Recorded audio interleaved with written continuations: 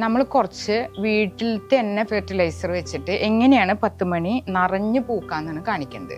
പുറത്തത്തെ വളങ്ങളൊന്നും വേണ്ട, വീട്ടിൽ തന്നെ നമ്മൾ നട്ടുപിടിപ്പിച്ച 10 മണിയിൽ നിറവ് പൂക്കൾ ഉണ്ടാവാനുള്ള ടിപ്സാണ് ഈ വീഡിയോയിൽ ഉൾപ്പെടുത്തിയുള്ളത്. ഇപ്പം കേരളത്തിലൊക്കെ നല്ല ചൂടുകാലമാണല്ലോ, ഈ സമയത്താണ് നമ്മുടെ 10 മണി നിറച്ച് പൂക്കൾ ഉണ്ടാവുക.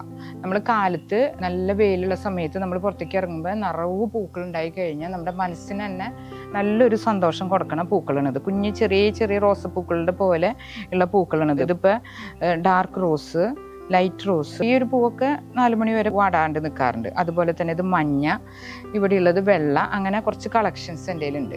അപ്പം നമ്മൾ ഇതിങ്ങനെ ശ്രദ്ധിച്ചു കഴിഞ്ഞാൽ നമ്മുടെ ഗാർഡനിൽ വളരെയധികം ഭംഗി കൊടുക്കുന്ന ഒരു പൂക്കളാണ് 10 മണി ചെടികളാണ് ഇത്. അടുക്ക് 10 മണി എന്ന് പറയും.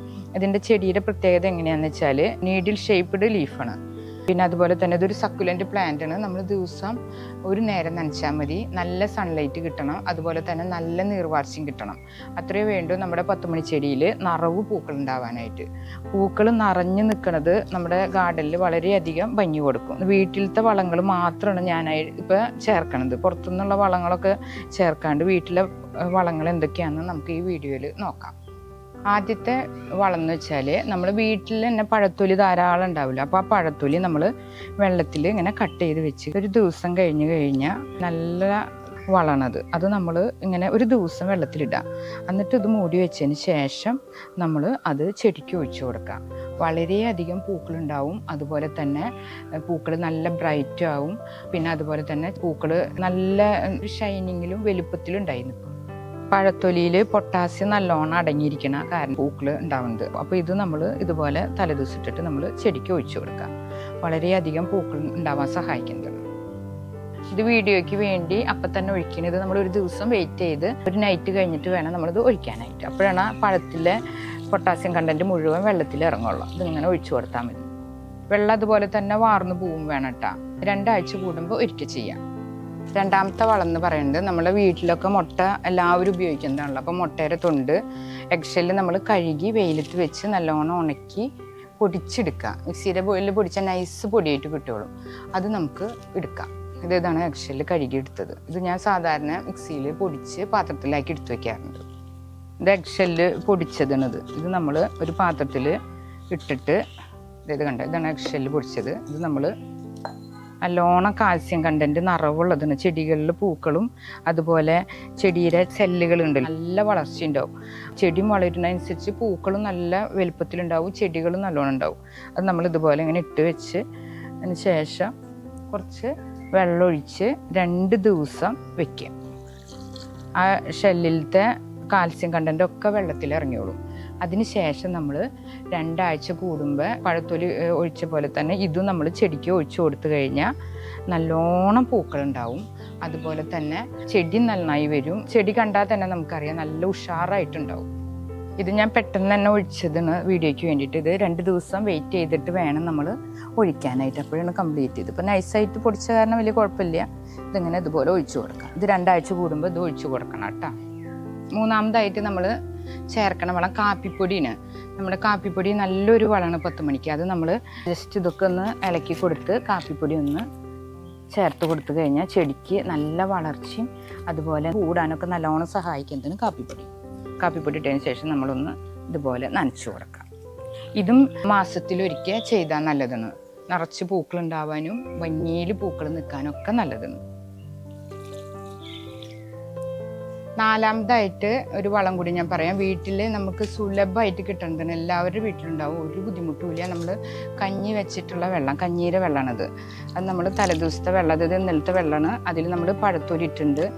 പിന്നെ നമ്മുടെ കിച്ചൺ വേസ്റ്റ്, അതായത് പച്ചക്കറിയുടെ വേസ്റ്റൊക്കെ നമുക്ക് ചേർക്കാം. അതായത് ഇതിൽ സവാളയുടെ തൊണ്ട്, അതുപോലെ തന്നെ വെളുത്തുള്ളി, ചുവന്നുള്ളിയൊക്കെ തൊലിയുണ്ട്. അത് നമുക്കിത് ചേർത്ത് ഒരു ദിവസം വെയിറ്റ് ചെയ്യാം. അപ്പോഴാണ് അതിൻ്റെ സത്തുകളൊക്കെ ഇതിലേക്ക് ഇറങ്ങാം. അതിന് ശേഷം വേണം നമ്മൾ ചെടിക്ക് ഒഴിച്ചു കൊടുക്കാനായിട്ട്. അതിപ്പോൾ ഞാൻ വീഡിയോയ്ക്ക് കാണിക്കാൻ വേണ്ടിയിട്ടാണ്. ഇത് നമ്മൾ ഇതുപോലെ ഇങ്ങനെ ഒഴിച്ച് വെച്ചതിന് ശേഷം നമ്മൾ ഒരു ദിവസം വെയിറ്റ് ചെയ്യുക. ഈ സവോളയുടെ തൊലിയിലെ വെള്ളമൊക്കെ ഇതിലേക്കൊന്ന് ഇറങ്ങണ്ടേ. അതിന് ശേഷം അത് വേണം നമ്മൾ ഡൈല്യൂട്ട് ചെയ്തിട്ട് ചെടിക്ക് ചേർക്കാനായിട്ട്. അത് സ്ഥിരമായിട്ട് നമുക്ക് കഞ്ഞീരെ വെള്ളം വീട്ടിലെടുത്ത് വെച്ചാൽ നമുക്കത് ഉണ്ടാവേണ്ടതെന്ന്. ഇത് ഞാൻ മുന്നേ കഞ്ഞീര വെള്ളത്തിൽ ബീട്രൂട്ടിൻ്റെ ഒക്കെ വന്ന കാരണമാണ് ഈ ഒരു കളർ വന്നുള്ളത്. അത് നമ്മളൊന്ന് 2 ദിവസം പുളിപ്പിച്ച് വെച്ചതാണ്. ഇത് നമ്മൾ കുറച്ച് വെള്ളം ചേർത്ത് ഡൈല്യൂട്ട് ചെയ്യാം. അതിനുശേഷം നമ്മുടെ ചെടിക്ക് ഒഴിച്ചു കൊടുത്താൽ വളരെ നല്ലൊരു വളമാണ്. അപ്പോൾ വീട്ടിൽ തന്നെ നമുക്ക് ഈസി ആയിട്ട് ഇതുപോലത്തെ വളം ഇങ്ങനെ കിട്ടും. വേറൊരു പ്രത്യേകിച്ച് വളമൊന്നും വേണ്ട. ഇങ്ങനെ നമ്മൾ ഒരു 2 ആഴ്ച കൂടുമ്പോൾ ഒഴിച്ചു കൊടുക്കാം. നിറഞ്ഞ് പൂക്കളുണ്ടാവാൻ നല്ലതെന്ന്. നമ്മൾ പിന്നെ 5ാമതായിട്ടൊരു വളം പറയണത് നമ്മുടെ ചാണപ്പൊടിയാണ്. ചാണപ്പൊടിയിൽ നമ്മൾ വെള്ളം ചേർത്ത് ഒന്ന് ഒഴിച്ചു കഴിഞ്ഞാൽ നമ്മുടെ ചെടിയിൽ NPK വളം ഉണ്ടല്ലോ, അതിൻ്റെ വളരെയധികം സോഴ്സാണ് പച്ചച്ചാണം. അത് നമ്മളൊന്ന് കലക്കിയതിന് ശേഷം അങ്ങനെ ഒഴിച്ചു കൊടുക്കുക. ഇതിപ്പോൾ എൻ്റെ കയ്യിലുള്ളത് ഉണക്ക ചാണപ്പൊടിയാണ്. അത് ഉണക്ക ചാണപ്പൊടിയാണെന്ന് വെച്ചാൽ ഒരു ദിവസം കുതിർത്തതിന് ശേഷം ഒരു നൈറ്റ് വെച്ചതിന് ശേഷം വേണം നമ്മൾ ചെടിക്ക് ഒഴിക്കാനായിട്ട്. എന്നാലും അതിൻ്റെ കറക്റ്റ് ഗുണം കിട്ടുള്ളൂ.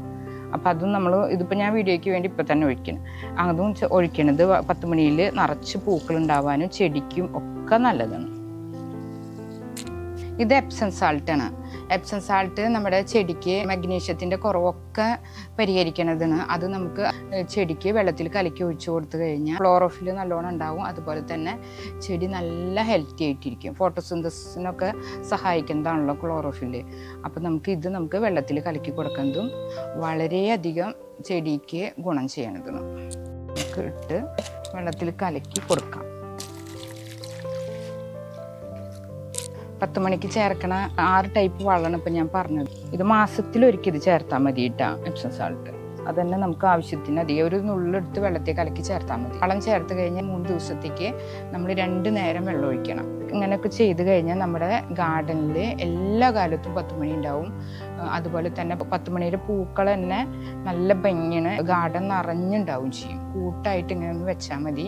ചെടിക്ക് നമ്മുടെ ഗാർഡനിൽ വളരെയധികം ഭംഗി കൊടുക്കണ ഒരു ചെടിയാണിത്. വർഷക്കാലത്ത് ഇതുപോലെ ചെയ്ത് കഴിഞ്ഞാൽ നശിച്ചു പോവില്ല.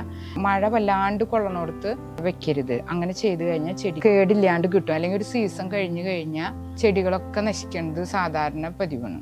ഈ കാര്യങ്ങളൊക്കെ ശ്രദ്ധിച്ചാൽ മതി. നമ്മുടെ ചെടി ചേർക്കേണ്ട വളങ്ങളൊക്കെയാണ് ഞാൻ ഈ വീഡിയോയിൽ ഉൾപ്പെടുത്തിയുള്ളത്. 10 മണി തഴച്ച് വളരും ചെയ്യും. നമുക്ക് നല്ലോണം പൂക്കളുണ്ടായി നല്ല റിസൾട്ട് ഉണ്ടാവും ചെയ്യും.